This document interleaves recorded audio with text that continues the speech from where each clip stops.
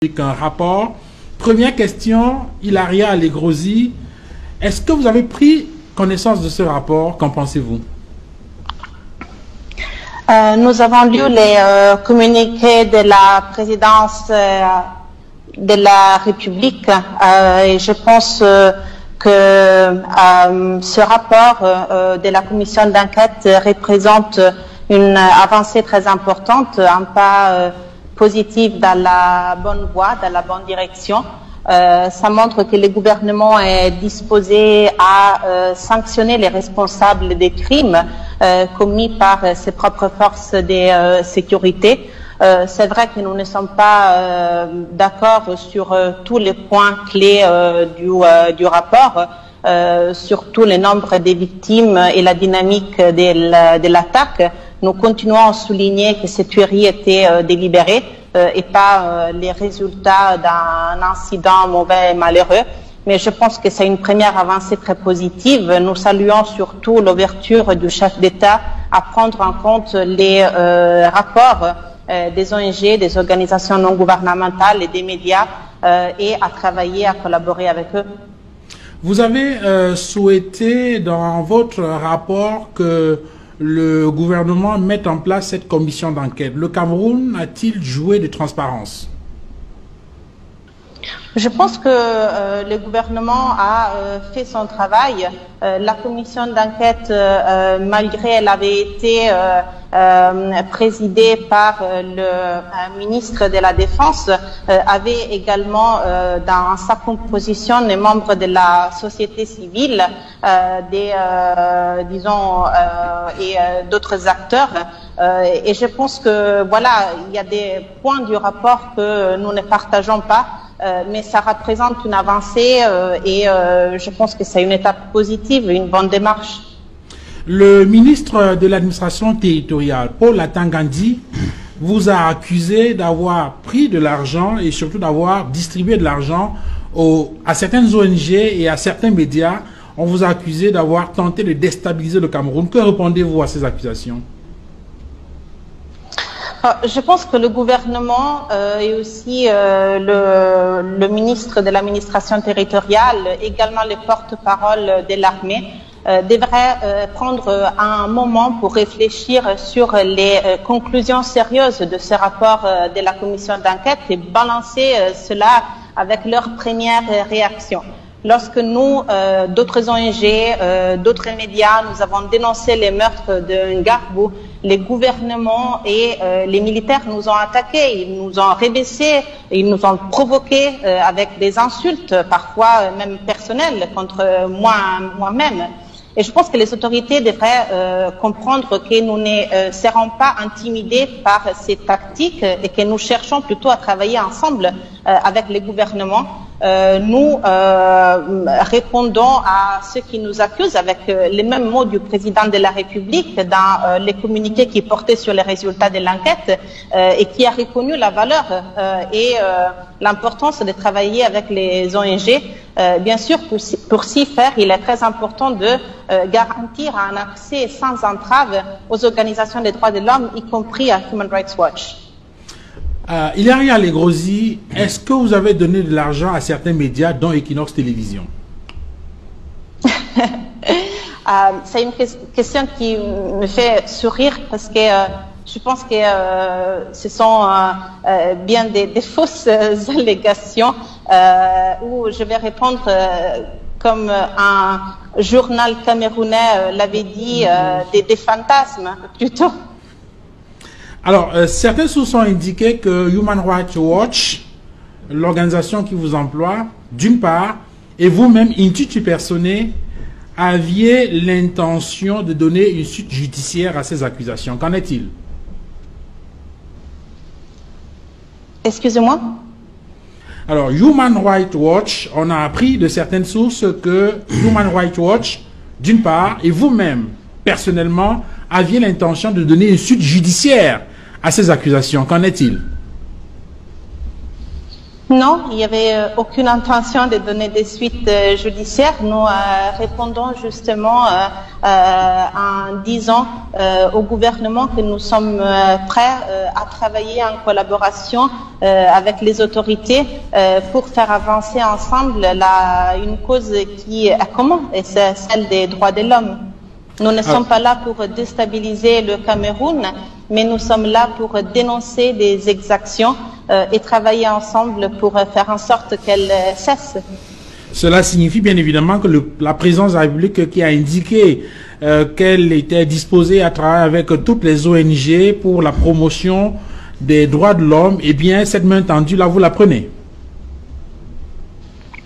Bien sûr, nous avons toujours montré notre plus grande disponibilité à travailler avec le gouvernement. Vous savez, à chaque fois que nous rédigeons un rapport, nous envoyons bien à l'avance les résultats de nos enquêtes au gouvernement en posant des questions spécifiques sur des cas spécifiques, en demandant des réponses. Parfois, ces réponses arrivent, parfois elles n'arrivent pas.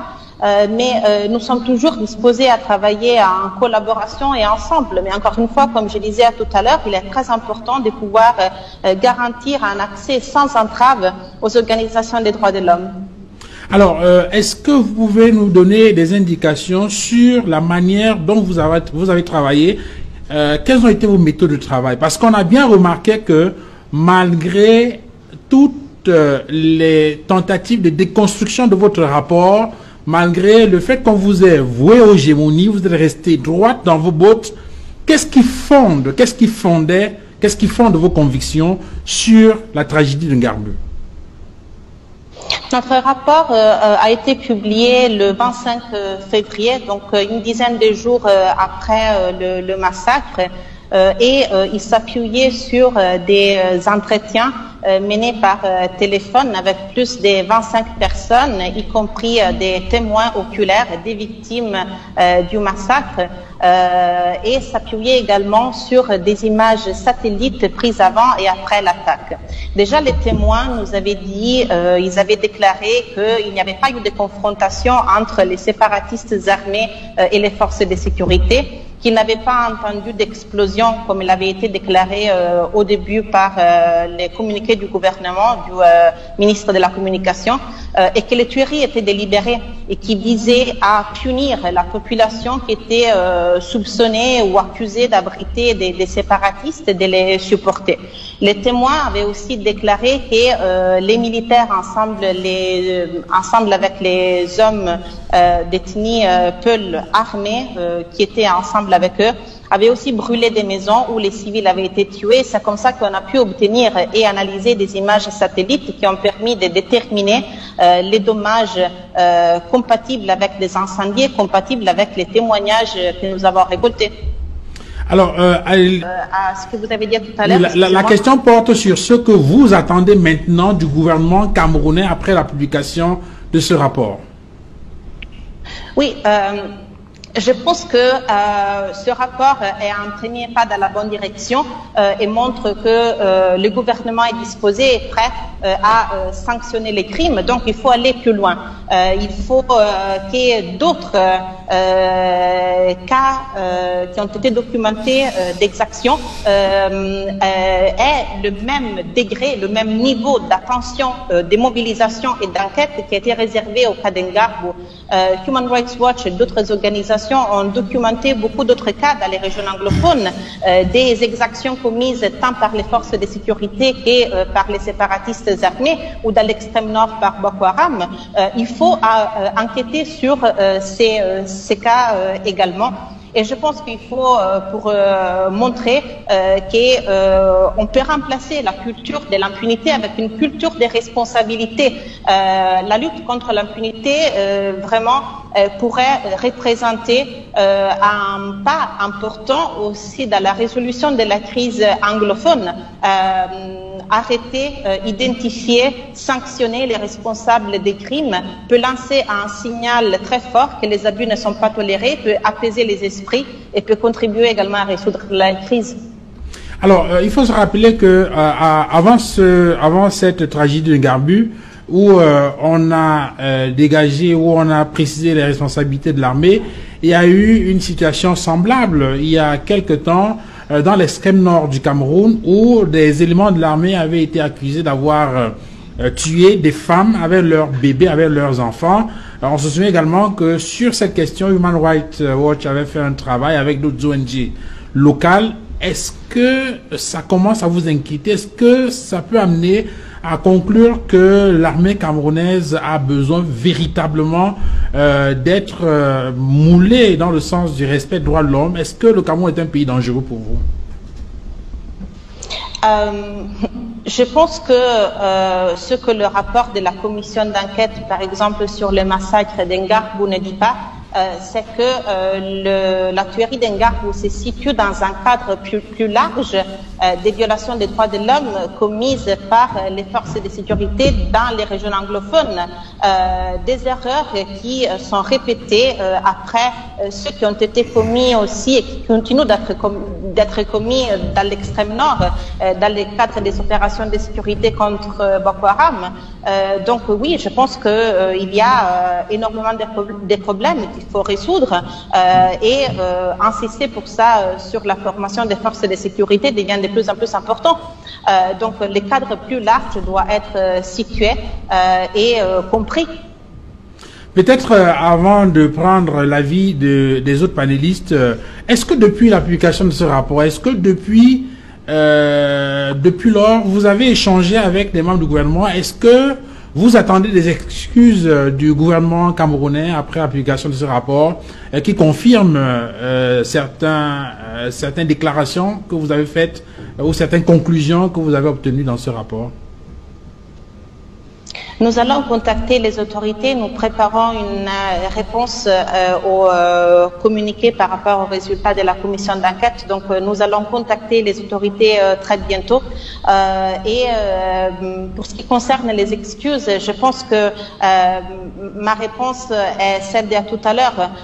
Nous disons aux autorités que nous sommes prêts à travailler ensemble et pour s'y faire, on a besoin d'avoir accès au pays pour échanger, pour discuter ensemble d'une cause commune qui est celle de l'avancement des droits, du respect de la protection des droits au Cameroun.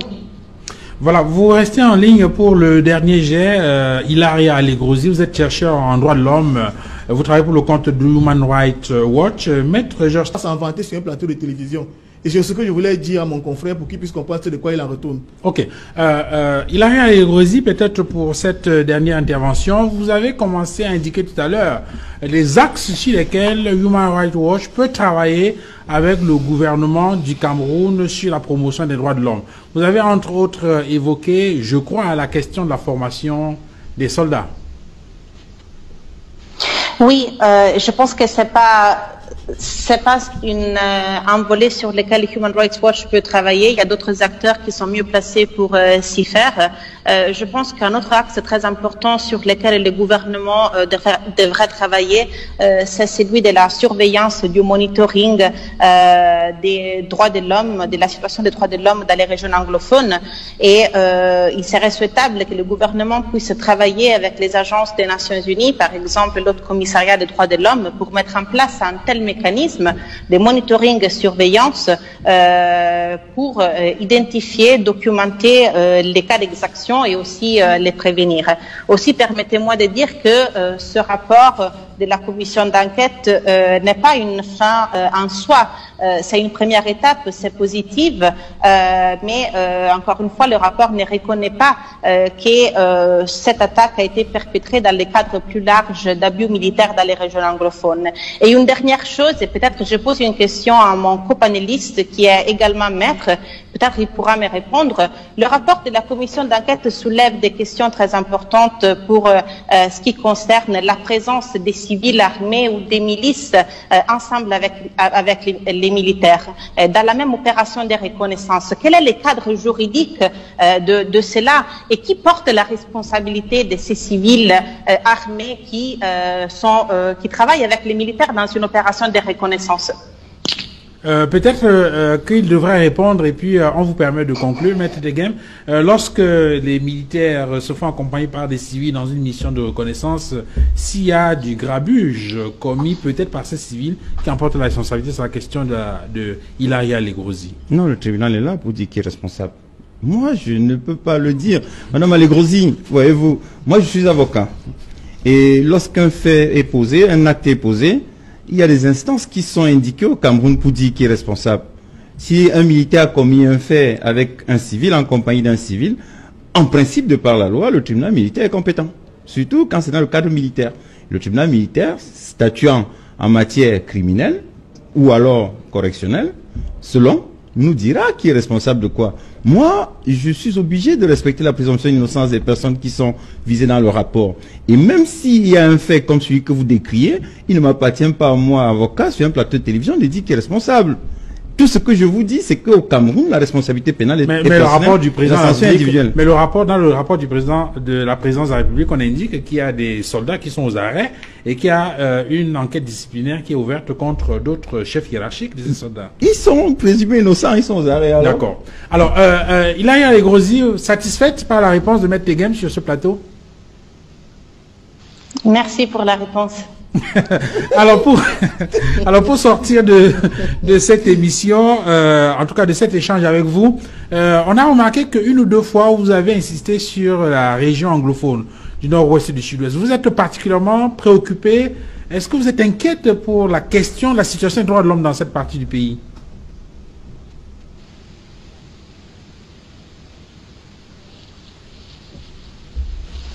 Est-ce que vous êtes inquiète sur la situation des droits de l'homme dans les régions du nord-ouest et du sud-ouest du Cameroun? L'inquiétude porte sur les cas que nous avons documentés depuis pas mal d'années, désormais depuis que la crise a commencé. Des ONG des droits de l'homme, y compris mon ONG Human Rights Watch, ont documenté des cas d'exactions commis tant par les forces de sécurité que par les séparatistes armés.